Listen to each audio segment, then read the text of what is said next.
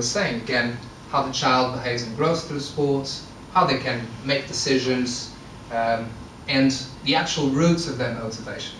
Okay, not just the motivation itself, but the roots of the motivation. And finally, one of my first studies of my PhD that was published recently, we did found that the parental influence was a strong factor for the development of overtraining and burnout. You know, and this survey was conducted on 400 athletes in the UK, and we found out about a third of the sample had experienced overtraining once in their life, and for the ones at least once in their life. For the ones that are not familiar with the term of overtraining and burnout, overtraining and burnout are states of maladaptation that athletes develop, and with overtraining being a stage before the burnout. So overtraining is whilst the athlete is still training, but the performance has decreased significantly, and the burnout is the actual final step. So where they say, I've had enough, I can't make it, I've tried so often, so much, that I'm psychologically fed up.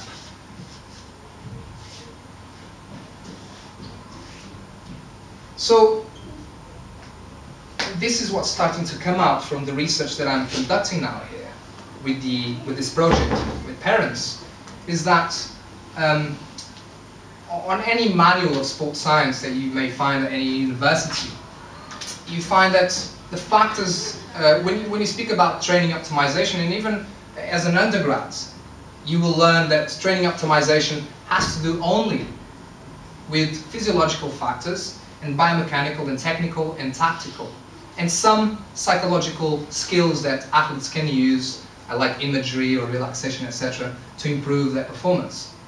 Now, there's nothing looking into relationships and parents in this case, and how those dynamics can also impact performance. And this is so real, so true from what John said and from what the research is really pointing out. Okay, and this is something that I'm starting to realize. It's starting to emerge from the research, and then it's going to be put out there very soon.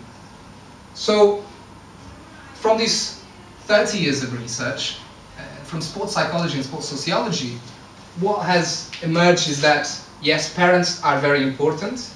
Okay, and they've now dissected all the factors that pressure, motivation, etc., etc. And they've all pointed out to these factors, but there's nothing that has really gone and intervened. So the first suggestion of parents should be educated comes from 1997.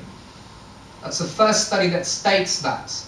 Since then, several others have come and said the same.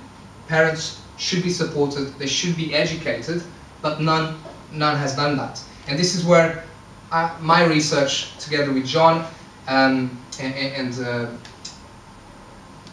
another colleague of mine, are working on. Now, the other thing that's important, and I do want to stress, is that the sports science community and the way they've done the research on parents has just focused on the more negative sides of how parents can influence the child, and has left parents really unacknowledged, and the understanding, the underlying reasons to why parents behave this way has not been exposed or explained or attempted to be understood. Okay, and this is something that we, for the future, we would like also to research and put out into the sports science community. So I do want to stress that's something that we do take into account, and that we understand that parents lack support, and that the reasons to why they behave certain ways, they also must be understood, and they also must be taken into account. Okay, so it's not just about saying that parents have a negative influence and parents are detrimental for the child's development, etc. It's about understanding the reasons why, so that we then also can act upon that. The other factor is that it's not just when the the parents are having a negative influence on the child.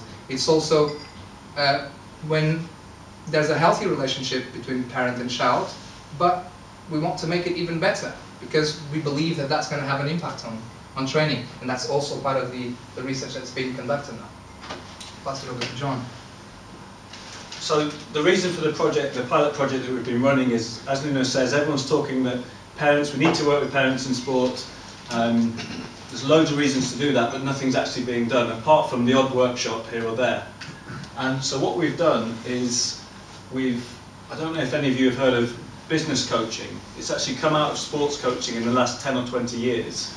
And in businesses, a lot of managers and executives are assigned coaches who work on them on a personal topic. It might be to command more respect, or to work better in a team, or to be less sensitive to other people.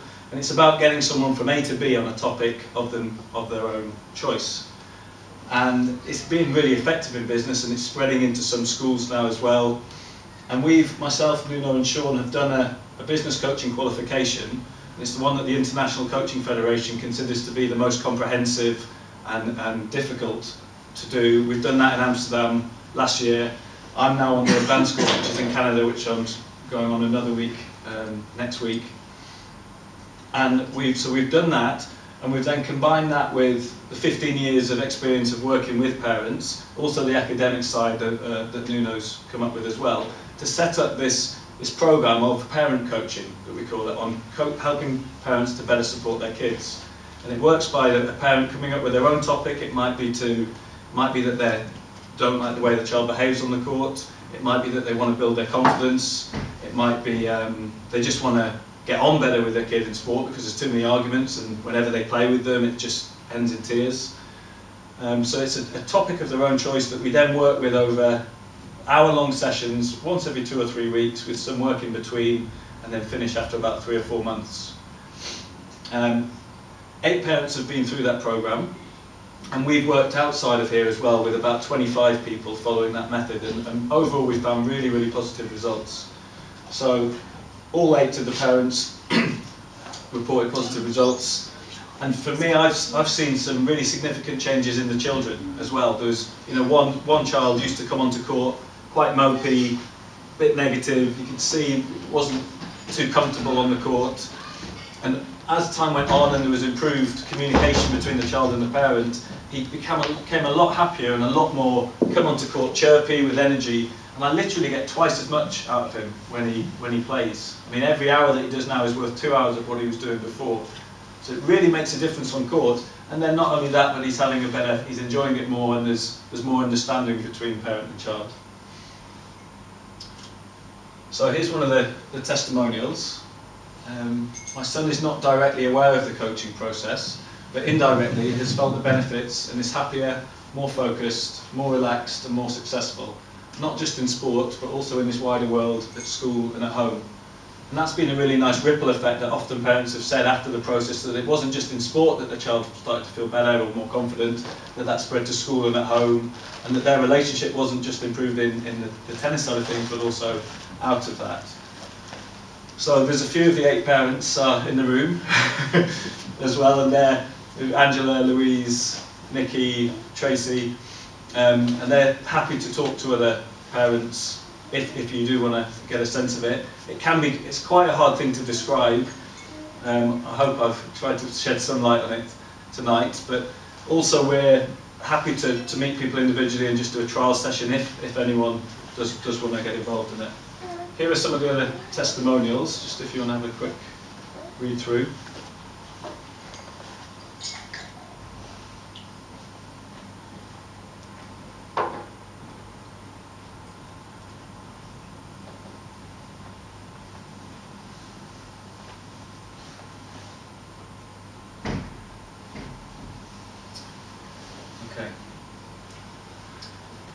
So from here, due to the success that we feel we've had over the last 18 months, and because there's very little out there for parents anywhere across the country, we've set up a website which is actually live from today, so you can go and check it out. It's called parentsinsports.com.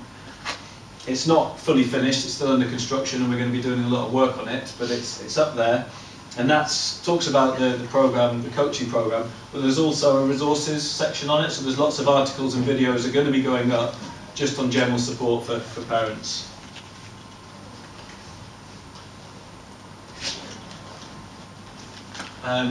So the service is going to be offered to other clubs eventually, and possibly out to other sports. But what we're most interested in is pioneering it in this club, because we've already done it with quite a few parents. It's worked well. We're obviously invested here in the success of the kids as well. So we really want to make it work here. The package for the 3 to 4 month block with the 6 sessions on the website, and it's going to be £280.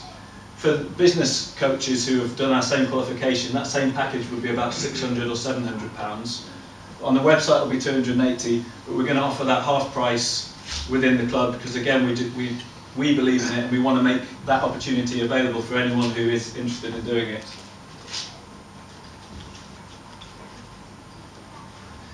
Right, and I'm just going to briefly mention, so I did briefly mention the research that's ongoing now with the parents that have gone through the coaching, and the current, as I speak, current writing up of 2 different papers that are looking into the impact of how coaching has impacted the parent and the child. And for that, I am collaborating with a colleague from whatever university in Sweden. He's considered to be one of the leading world sports psychologists on the area of overtraining and burnout in sports psychology. We're also with advanced talks with the LTA and Loughborough University to try to engage in this project. So this is as serious as it is, and as important as it is, really. So from here, we just want to thank you for your interest. Thank you for coming. And any questions now, we'll be delighted to try to answer. And thanks for listening for so long. It's rather long. Does anyone have any questions or thoughts? You must have some questions. Just lastly, on the you said 29% of burnout. Overtraining. The overtraining. Is that just psychological, or is that physical as well? The definition that I used for that particular study involved physical factors. So you have gone through a period where, despite your training, you're feeling chronically tired for over. Our definition was over 6 months, and your performance has significantly decreased since then. You're still training. At what age? I mean, the mean age of this study was 15 years of age. It ranged from 7 years of age to 19. Okay. So it wasn't physical, as in Osgood-Schlatter disease or something like that. It wasn't necessarily physical aspects.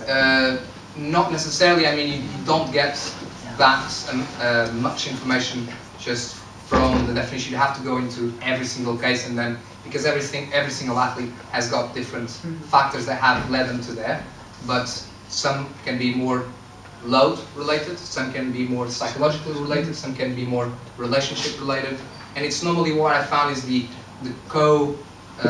mix of all 3, the combination of all these 3, because they can't really be separated, and they sort of, I like to say that they co-emerge together. Yes. Traditionally overtraining has just been thought of as purely they've done too much physical training, and what this research has started to show is that it's physical training obviously has an impact, but it's the whole setting in which they're training, the pressure and the psychology that's impacting it as well.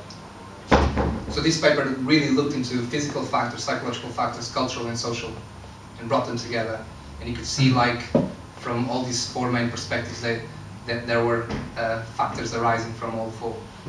It's quite alarming that 29%. I find that the most interesting thing. It's the whole keeping your child in the sport for the length of time. Yeah. That to me is my biggest concern. I want them to stay in it for the long term. Therefore, I'm quite cautious of not overburdening them and not making them too much, because my concern is I see it all the time in my own job, that at 15 they go, no thanks, don't want to do it.